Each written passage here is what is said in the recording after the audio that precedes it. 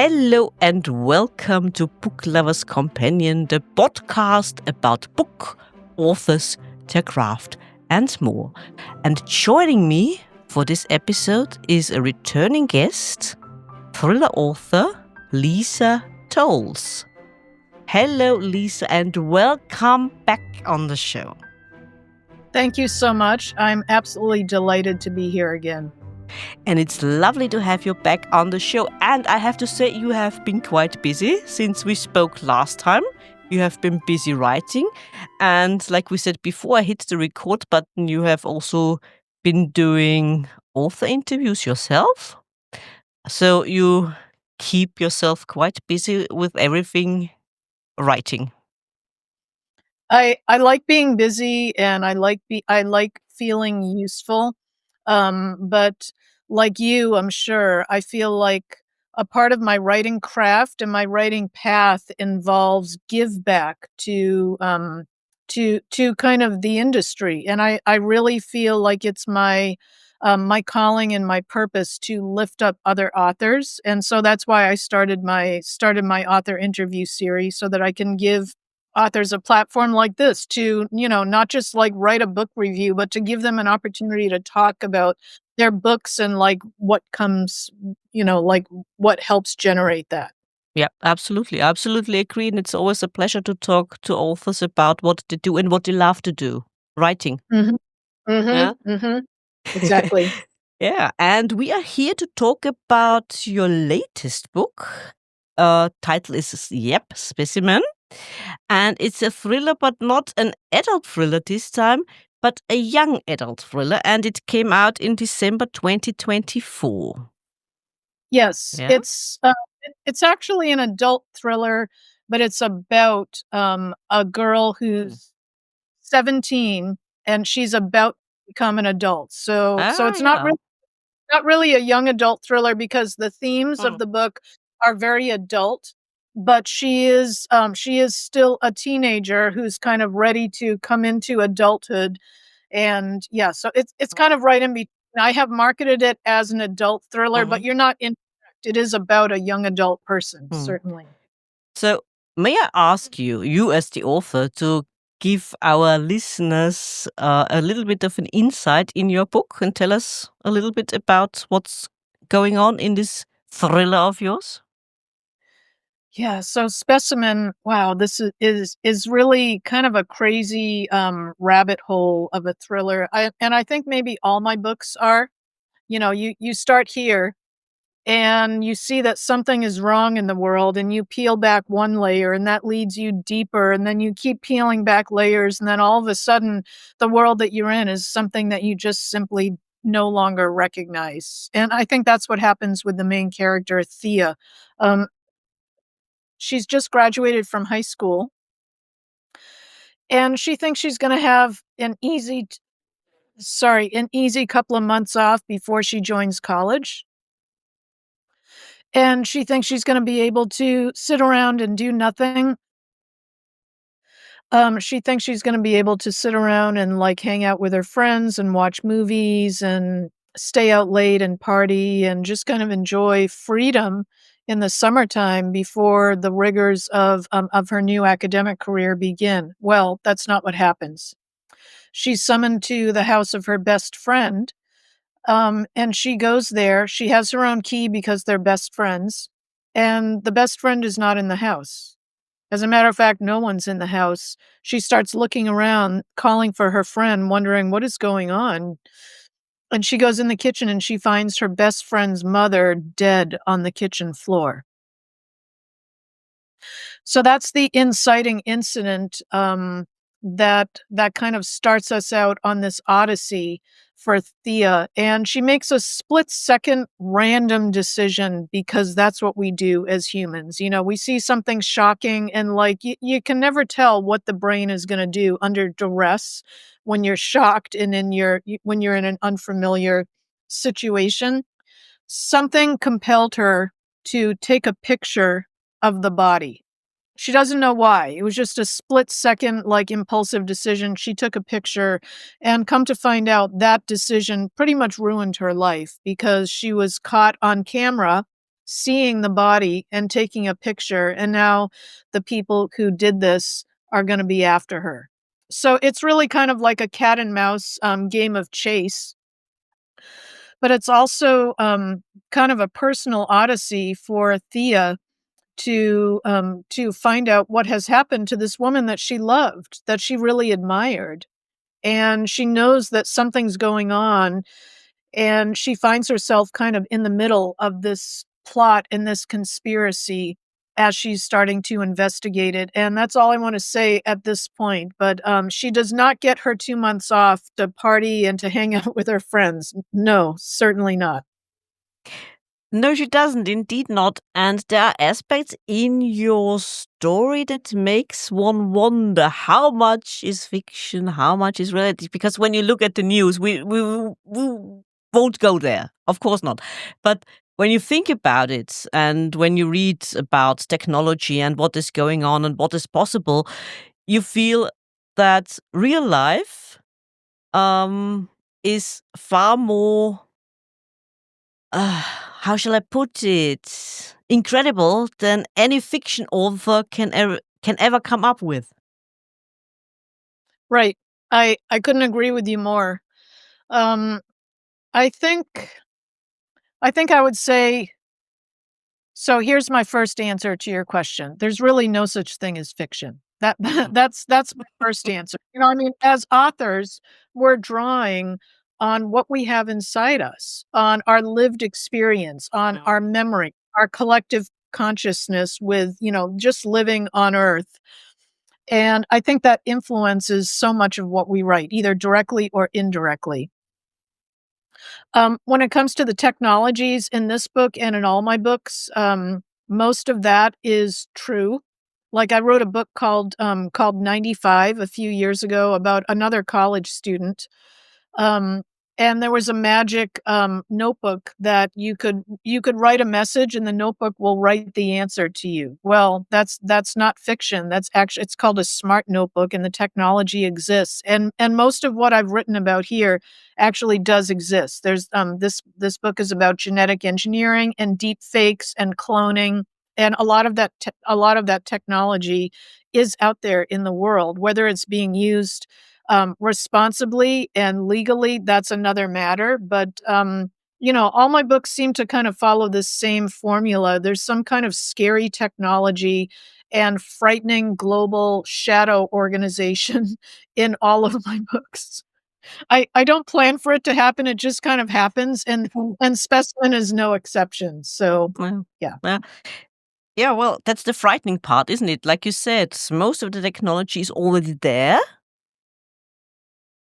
either if you realize or not, but it's there and people use it. Not all of us, of course, but it's there. And it often makes me wonder because I mean, it's probably the same in the United States for students or pupils. Oh, students should be made fit to detect fake news. But when you Mhm. think of the technology behind creating those fake news, how are we supposed to detect it? Because it's so fantastic, so good. How are we even able to detect if something is fake or not?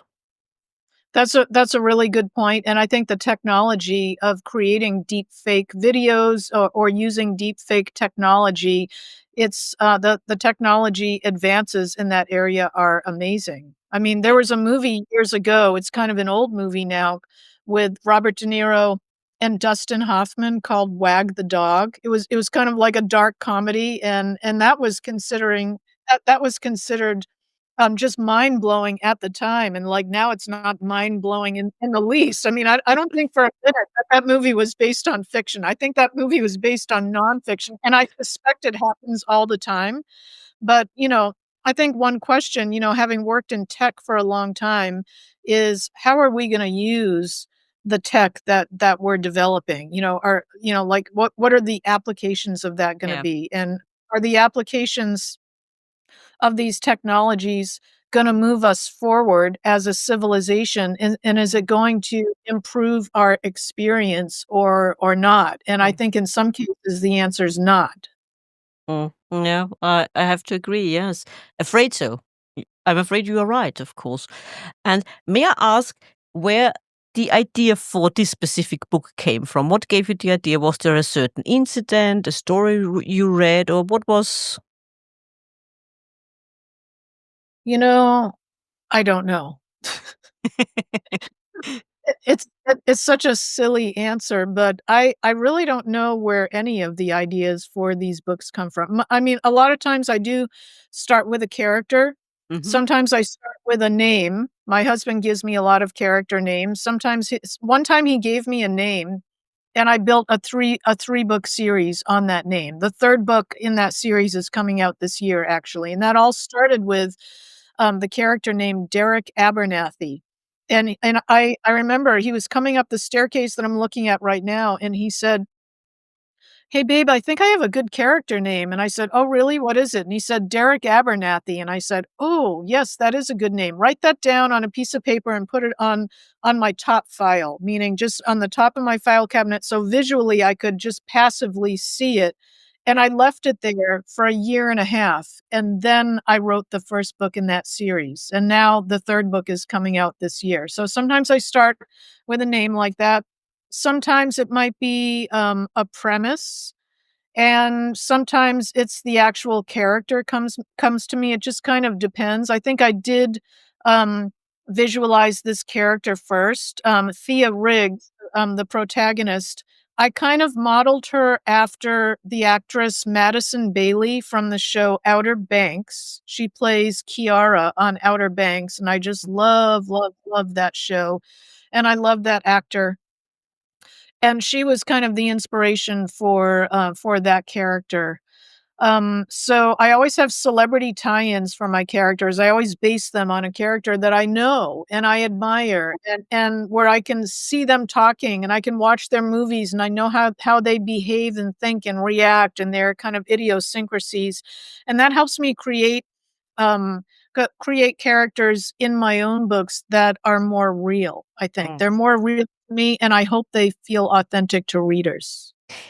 And in your book, you also mentioned the TV show Orphan Black, and there are little bits of maybe ideas also from that show because you said so at the beginning when you introduced your book. There's genetic modification, and they play it gods, the people behind it, the dark forces behind everything in the book.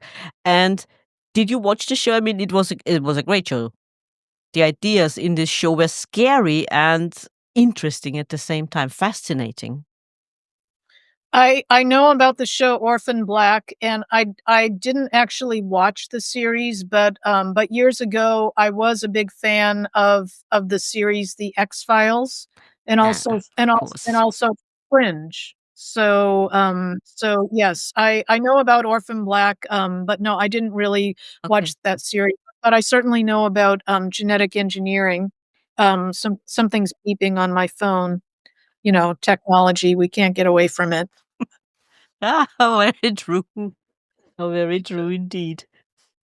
Yeah, and I wanted to ask you, since you said it's mostly characters that inspire your books, so where then was it just the name Theorix? Because Theorix and her mother, they come to the United States again, more or less, from the Marshall Islands, Mhm, um, for her education and because mhm, there are better opportunities than on the mhm. Marshall Islands, and she's not your typical, let's say, not your typical teenager.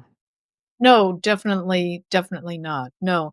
And you mentioned her cultural heritage too. She's Mm. half Marshallese on her father's side, and her mother is Latino from San Francisco, and, so her kind of mixed heritage is a really important part of her transformation. I mean, like, this book is kind of a techno thriller, but it's also very much a coming of age thriller. I mean, the person that Thea is in the beginning of the book and at the end, after when she really is about to go off to college, after living through all of the challenges that I put her through, she very much transformed in her conception of herself in where she fit in the world, how she fit in the world, and what she was meant to do. So she comes out with kind of an essential purpose, and she knows who she is at that point. But she certainly sacrificed and endured a lot to get that clarity. And we do as humans, right? Adversity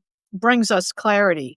Adversity and pain and struggling helps to kind of crystallize for us what's important versus what's extraneous. I mean, like, I'm sure, like, when you've lost someone, loss especially, when you've lost something in your someone in your life, you come away from that experience and all of a sudden there's all kinds of crap in your life that you just don't care about. And you think about, like, when those things were terribly important to you. And I think trauma and struggle sort of like change the weights of things. There are some things now that are vitally important and other things that just become, oh, I don't care about that anymore. I don't have room in my heart for that anymore, or room in my head. And I think that that's what happens with her too. She starts to realize what she needs from her family, separated from them in the Marshall Islands, because she's deciding, does she embrace her Latino history or her Pacific Islander history, while at the same time realizing that she doesn't really fit with either of those communities and she just doesn't know where she belongs. So at the end of the book, I'm not sure she has that question answered about, like, geographically where she belongs, but I think she becomes more at peace with having that shared culture in her history. I mean, like, it's a very rich, rich cultural history on both sides, and she feels a little bit less divided about it and more unified about, yeah, this is who I am. I'm a melting pot. But it's not only that, she also struggles with her sexuality. Also, she comes to Yes. term with it I as I think well. so, and I think that's something that she was really hiding from. Mm, I think in the beginning of the book, she felt like she might be gay, she felt like she liked women, but she didn't have a label for it, she hadn't come out yeah. to anyone, not even to her mother, and come to find out, her best friend, knew it all along and wasn't surprised when she finally told him at the end.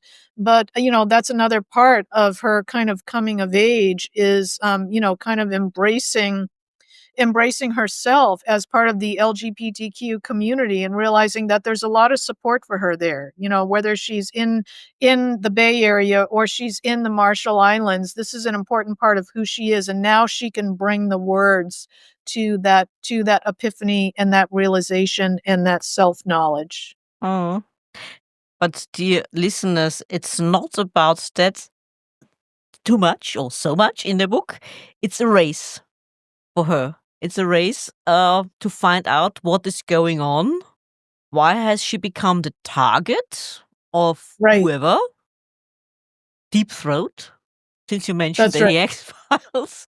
Um, and that's also the scary stuff. I mean, like we said before, technology. The moment she takes this picture, Mhm. she puts a target on her back, more or less. She doesn't know Absolutely. why. She doesn't know who. Well, absolutely, and she doesn't even know that she is a target, for Yeah. part of the book, and then she finally realizes that that was her critical error, is now she has an artifact. After taking a picture of that dead body, she has proof of something. She doesn't Mm, know what it is. But, yeah. I mean, yes, this book really is a chase, and I wanted to say too, for listeners who like, um, gaming, internet games, the book is based on a game called The Dead Sevens Club, and I actually had a book called Dead Sevens, like 20 years ago that was never published, and I pulled in some of the part of that story mythology and that gaming mythology into this book, and discovering what this game, Dead Sevens, is, and what it means and why she's a part of it is an important kind of, point of discovery in this book. So she realizes by watching Reddit conversations and kind of subreddit communities that not only is she a part of the Dead Sevens game, but that, the game is kind of hunting her now. And so it's really quite scary. I mean, I put myself in her position. and I don't know if I even would have handled it as well as she did, and she didn't handle it very well.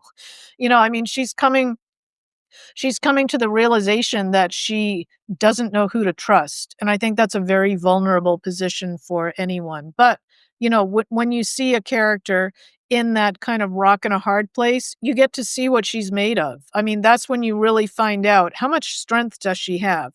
How much, like, instinct does she have, and how much instinct is she drawing on to help drive the decisions that she makes to push herself forward toward the truth? Mm. And here it is, the gaming community, the idea of online games, computer games, and also the question of social media, because that would be my next question. Do we highly underestimate the dangers of gaming, social media, etc.? I think any of those things, technology, gaming, social media, I think they can be used for entertainment. I think they can be used for good, and I think they can also be used for nefarious purposes. I think it all depends on what the intent is, I think if you're looking to get online at the end of a hard day because you want to connect with your community and you want your community to lift you up, that's what you're gonna find. I think if you're searching the dark web for opportunities and for money-making opportunities and for, kind of shadow transactions, I think you're gonna find plenty of that there. I think it depends on what you're looking for and your point of entry. Mm, I think technology really mimics us mm. in a Yeah, way. I just remember that one of my students only asked me, I think it was yesterday, if I played video games. I mean, I did try, but I have no patience for them. Mm. Yeah. Yeah, I hear you. Do you play any phone, apps, those kinds of games? Yeah, those with the bricks where you have to order them, or solitaire and such. That's it. For everything Uh-huh. else, I don't have the patience, to be honest. I I I tried, but I look to those games because they're kind of a mental rest for me. mm, Like, yes, I do play some of those, like, Tetris, type of games. I also like, mystery solving games, like the dead body, and you have to, like, find, like, who killed the dead yeah. who killed them. I love those. I like finding hidden objects, and I also have, like, kind of, other, like, kind of brain games, to keep my mind sharp, but then I also have a design there's, like, an interior design, app Mm, that I use that I really like, but, the online video game, called Dead Sevens in my book is kinda similar to an online game, that was very popular around, like, 2014 to 2016 called Cicada 3301, and there was actually a movie made about that, and it's very similar. There are some elements that are similar to that. And I think Thea, the main character, um, she's annoyed and frustrated when her best friend and his other friend, that's all they're talking about is this game, and she's like, "What is it about this stupid game? I mean, this is life, and that's a game, like, why are yeah, we paying so much attention to it?" Well, that's kind of ironic because she ends up being pulled into that game and really kind of a part of it, so, yeah. and don't we all hope we live in a matrix right now? I don't know Yes, if we hope it. Yeah, okay, that's enough uh, politics. yeah, yeah, But the game you just mentioned and the movie, is that the one where people speculated if it was used by the CIA to yeah, recruit? Yeah, that's the one. yes. Yes, Yeah. that's the one. It's a really interesting movie, and I think games like that, really can be super popular for, like, for people who are into technology and gaming, especially software developers that have, like, that level of technical sophistication.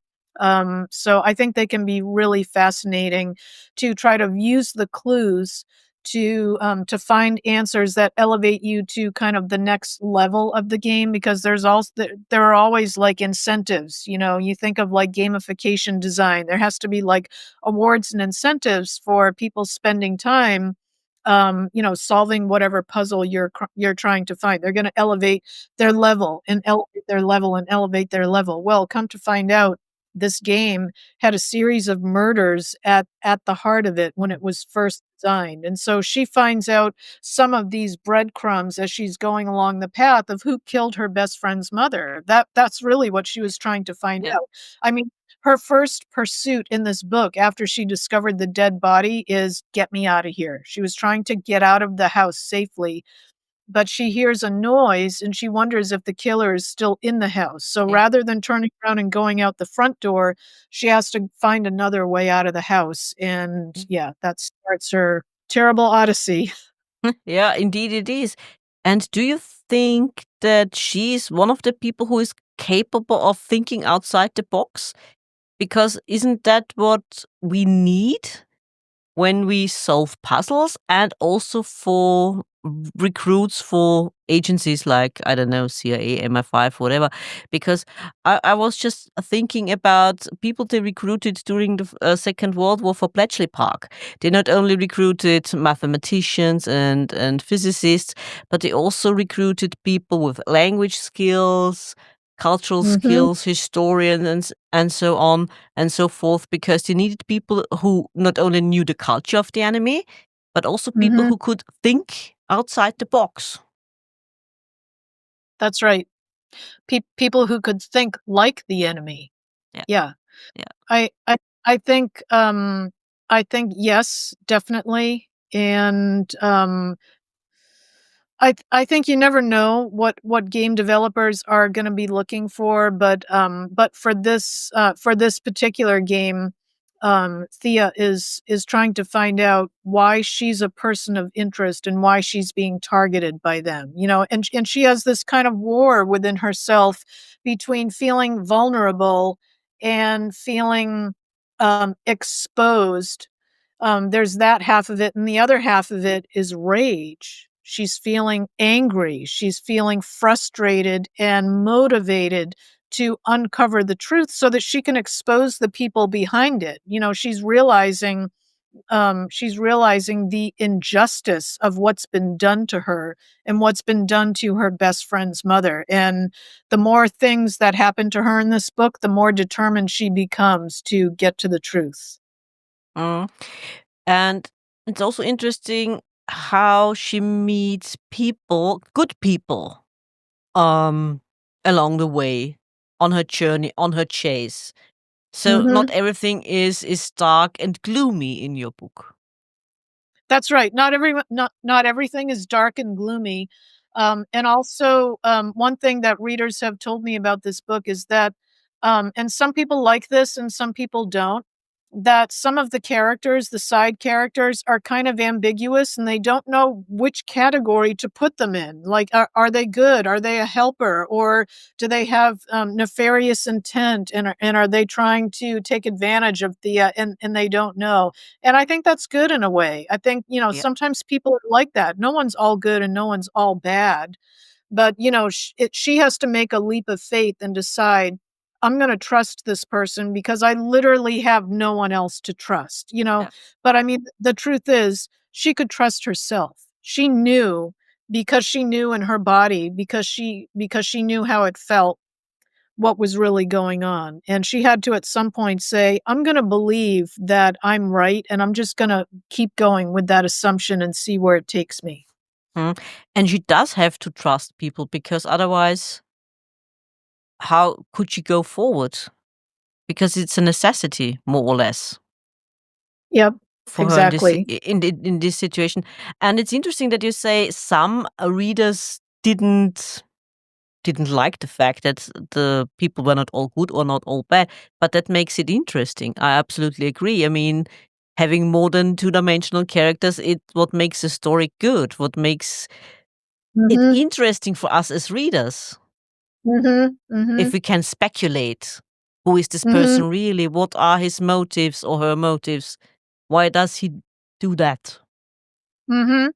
That's right. I mean, your series is called Book Lovers Companion, so we're all book lovers, and just picture that we're reading like a cozy mystery, for example. You know, I mean, like Yeah, we're all pretty sophisticated at this point, and we meet a character in the beginning who's just kind of like a sort of like an innocuous, like, sweet old man who's just kind of a side character. Well, I'm pretty smart, and I I always I arrogantly say to myself, "Oh, I wonder if he's not what he seems." You know, now I'm, like, so suspicious, and I have to say a lot of times I am right, but I like it better when I'm wrong. I like being surprised by a book. I like yeah, when an author pulls one over on me. You know, I like when my arrogance takes me to the wrong place, and all of a sudden I realize, "What?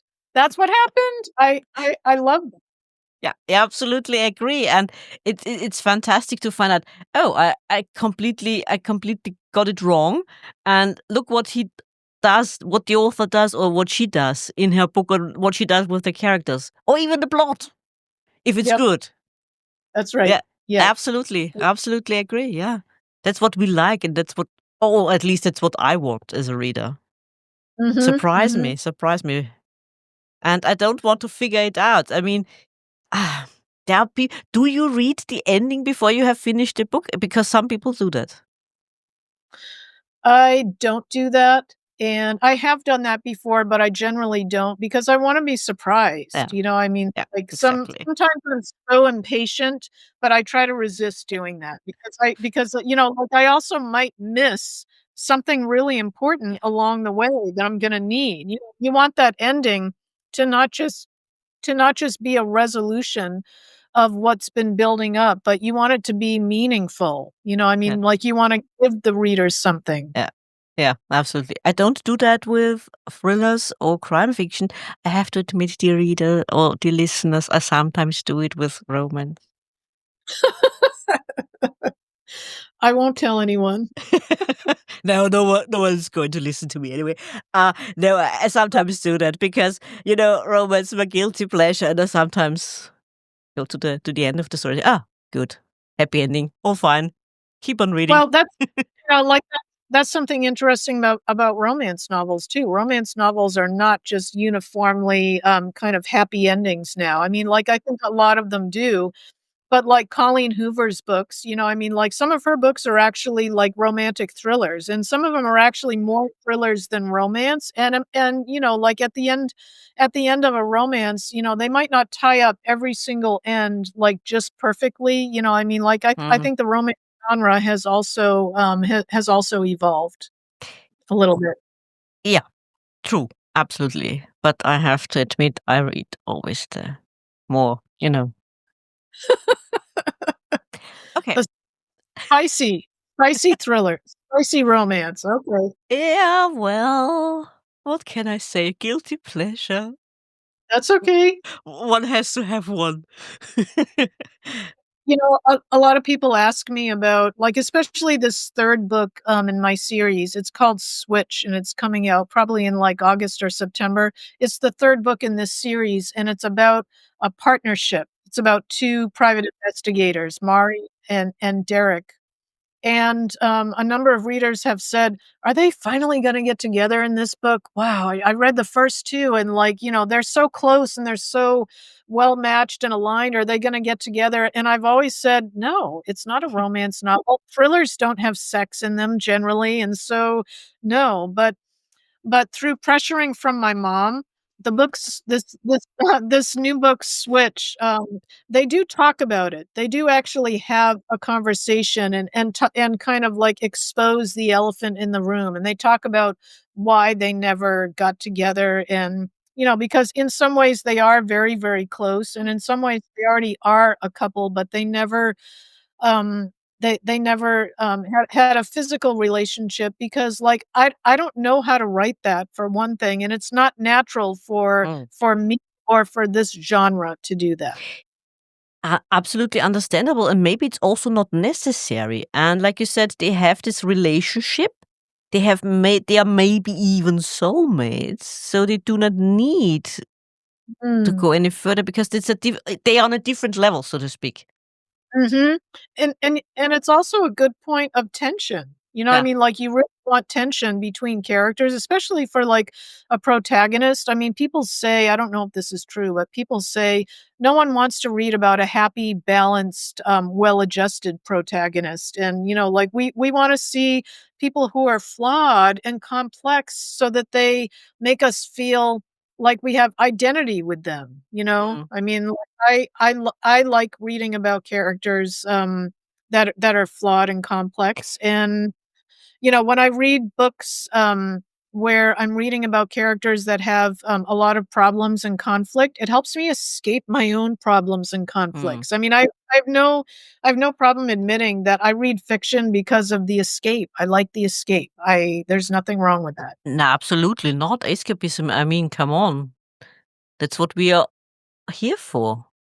Right. Sometimes, most of the time. I mean, having your book on a rainy day like today and escaping to, I don't know, the Bay Area in your case, or I don't know, Victorian England, or wherever, or even a space station. Mhm, mhm, And mhm, like you said, it's not just about the plot, it's not just about the ideas, it's also about the characters. And we have to be able to relate to our characters. You have to be able to relate to Thea, and one can relate to Thea. We have been there at the age of 18, who we are, where we're going, and mhm, in everything going on, and then bam, here she is, chased by whoever, and mhm, she has to figure everything out, her relationships with her best friend, who she is, and everything in between. But she's mhm, still a relatable character. And like you said, also the um the other characters, they mhm, come along. I mean, you can relate, for example, her Uber driver who mhm. has kids and this, I don't know, strange wife, annoying wife, who Yeah, likes his mother-in-law better maybe than his wife or whatever, and so on, you know? And that yeah. what makes you want to read on and keep on reading. Mhm, Or at least for me, I mean, it's both the plot and the characters. mhm, Sometimes it's just the plot. Sometimes mhm, I'm okay, yeah, the plot is not that, but I like the characters. mhm. They are quirky, they are funny, they are interesting. Uh-huh. It's Yep. it's it's more it's more than just both. I mean, some people say it has to be both. It can be either or. Depends, Mhm. That's a good point. yeah, how they are written. Because I've read a book once. It was a crime fiction book, and it was both awful. The plot was awful, and the characters were awful. Just shoot them all. I don't care. Yeah, really, I really don't. I mean, I finished the book, but ugh, come on, really? Mhm, mhm. I mean, then you Yeah. can have, like you said, you can have a cozy crime. It's not so much about the plot. I mean, of course, who done it, but it's more Mhm. about a whole ensemble of characters, about the detectives, the quirky ones, the funny ones, the strange ones. Right, right. Yeah. Yeah. Is it any harder, do you think, when you write thriller? Because as for thrillers, people also have certain expectations, maybe more so than they have for, let's say, cozy crime.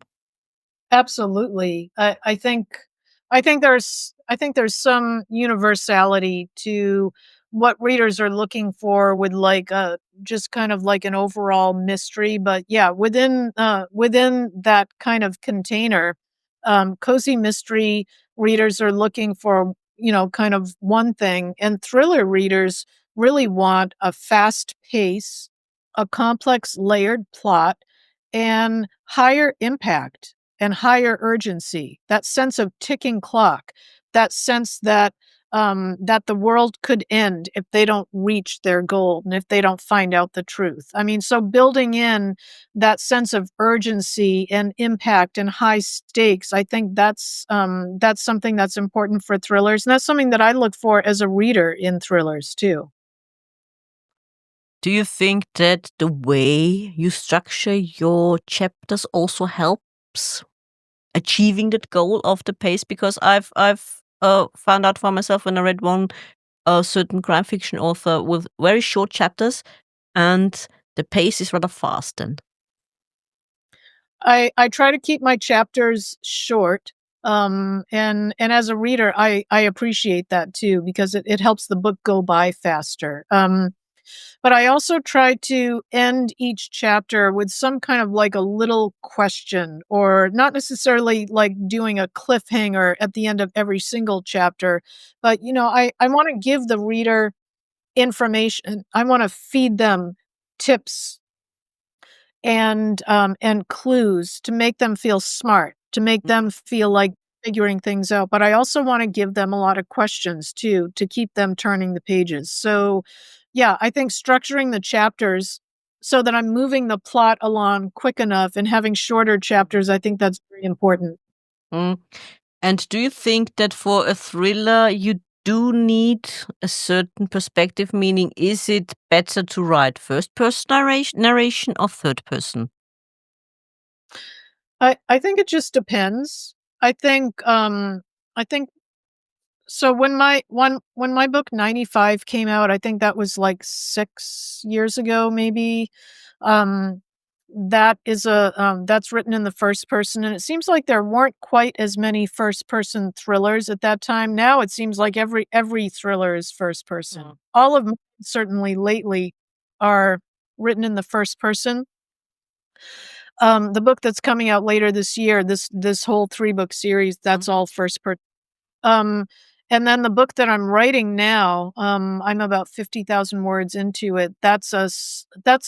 It's kind of a split point of view. Like the main part of the plot is first person, but there's one character Mhm. that kind of from time to time, and that character is written in the third person. Mm. But I identify more with first person as a reader and as a writer, but it's you are really limited because everything in the book has to be seen through the eyes of that one character, you know? I mean, so that makes it kind of a little bit more complicated to structure because they can't be at every place in at one time. I mean, so you have to be kind of strategic about it. So it's more limited in a way, but it also brings deeper immersion, I think, in terms of how the reader Yeah.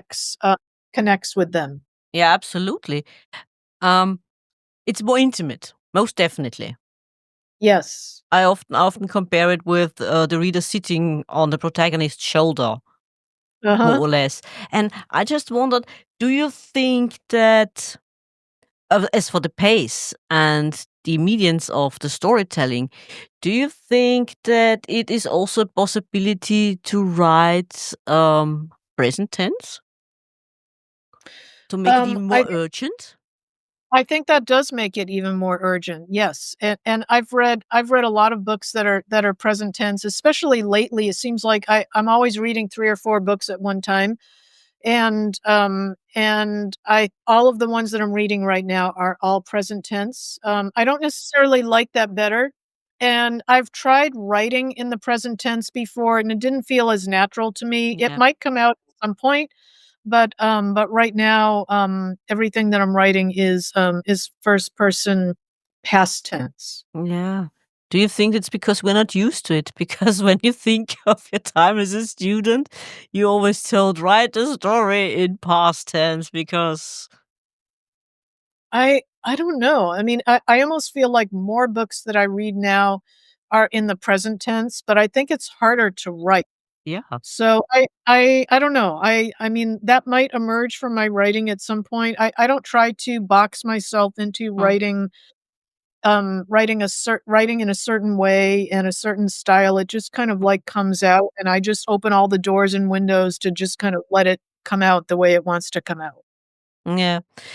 And since you're a thriller writer, of course, the question is also, are there things you wouldn't touch as a writer or wouldn't mention in your books? Oh, yes, You. absolutely. So, I think as a reader and as a writer, I don't touch anything related to, like really graphic violence, like dismemberment or anything like that, anything like, torture, anything like that. I can't even watch that on TV really. I mean, it's surprising that I'm kind of sensitive about that as a uh, thriller author. So that's one thing. Also sexuality, like kind of graphic sex, that's another thing. And certain types of trauma, I think I wouldn't feel comfortable writing about. I mean, there's a lot of types of trauma and oppression that I've written about, but yeah, so I think there are some things that are kind of taboo to me that I wouldn't wanna bring to readers and that I wouldn't want to internalize for, like, 6 months or a year of my life either, because whatever book you're writing, that book is living inside you. It's in your body, I mean? So, yeah. Yeah, absolutely know what you mean. I mean, you stay away from that, and that is also interesting with other authors who write crime fiction. They say, "I want to tell a story. I want to touch upon different topics, but like you said, I want to stay away from violence, gore, because that's not what this book is about, and it doesn't That's help the plot." that's just it. It's really gore and, like, torture. I mean, there's a lot of violence, there's a lot of explicit language, in my books. There's a lot of, like, very scary situations, but I think that I can bring that atmosphere to it without necessarily going over that line, I mean? But, like, it has to kind of mimic the real world that we live in, I mean? Like, I've had books that were written about the dark web, and books that were written about all kinds of abuse and psychological abuse, and yeah, so it's I mean, we're in some way drawing on what we see in the world, I mean, like, I would like to say that I wouldn't write a book about politics. Well, I did. I wrote a political thriller, so I can't I can't say that anymore. It's called The Ritters. It wasn't really about, like, the White House kind of a political thriller. It was about the Bilderberg Group. That's a political organization from, like the 1950s, and it's actually still around now. But and I also do. There's a lot of kind of political conspiracy and CIA in several of my books too. And yeah, that's something that's very interesting to me as a person and as a reader too. Mm.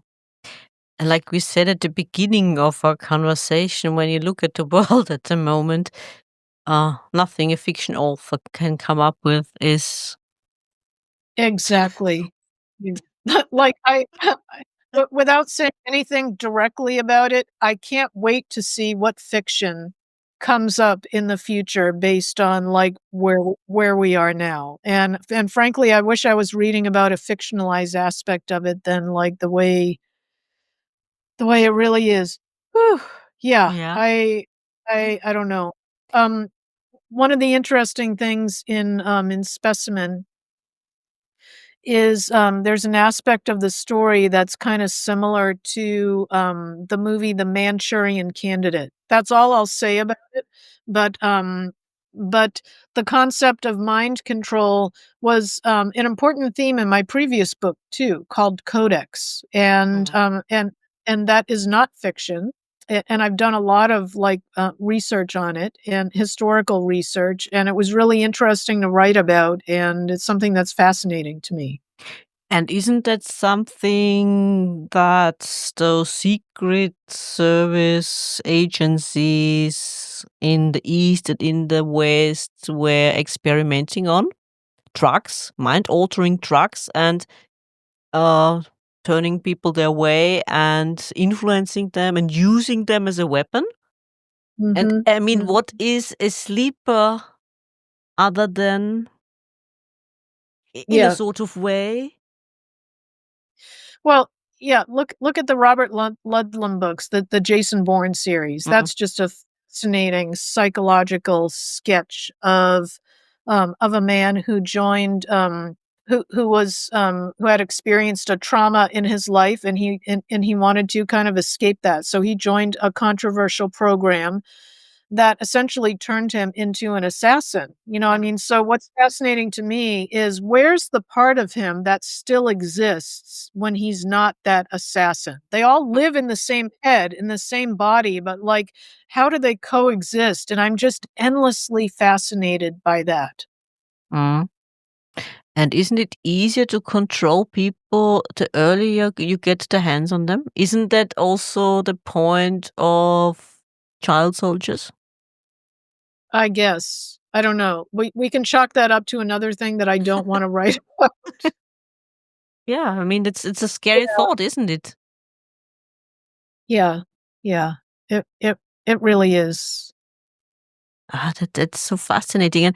And sometimes people say when they read a book, be it a thriller or whatever, they say, "Oh, come on, that's over the top." And then you open the newspaper and realize, "Oh Yeah. no, it's not over Yeah. the top. You can't make that shit up." Yeah. There's really no such thing as fiction. I mean, in Yeah. some way, in some way, like, what whoever like the worst villain is in Specimen, for in some way, I have experienced someone like him in Mm. my life. So we're transmogrifying, our own trauma into other types of trauma, and maybe that's Mm. helping me psychologically, kind of process things that I've gone through in my life. I mean, maybe fiction is a form of therapy. I don't know, but I just know that it's great fun, and I'm gonna keep doing it. Yeah, and we hope you keep doing it. So Thank you. absolutely. So, Lisa, once again, tell us real quick, what can we look forward to from you in the near future? So this book Specimen is going to be going on sale for 99 cents soon. So if you haven't bought it yet, later this month I'm going to have a 99-cent sale. And a new book is coming out called Switch, which is the third book in my E&A investigation series. That's coming out in probably August or September. My publisher is very nice and not making me lock down a date yet, but I think it will be August or September. Um, and then after that, I have another two books that are finished, and they have to be edited. I don't want to say just have to be edited because it's a long, extensive, exhaustive process. So those will probably be coming out sometime next year or the year after. So lots more exciting, twisted, fast-paced thrillers, and I'm gonna keep making them, and I hope readers will keep reading them. And if anyone has read my books and they feel like writing a review on Amazon, that's literally the greatest gift that you can give an author, is to write a review for other readers and say one thing that you liked about the book. Mm. What's not to like about your book? I mean, come on. Thank you. Thank you. I have read it, dear listeners. Read it, get it, read it. I really appreciate that, how before this interview today, you actually took the time to read my book. That's precious. It takes a long time to read a book, and I appreciate all that you bring into these interviews. I mean, you really Thank you. bring, like, your head and your heart into them, and I know what this means to you. So, thank you so much for having me back here today. It's such an honor. Absolutely. It's my pleasure to have you back on the show anytime. And Lisa, is there anything else you would like our listeners to know?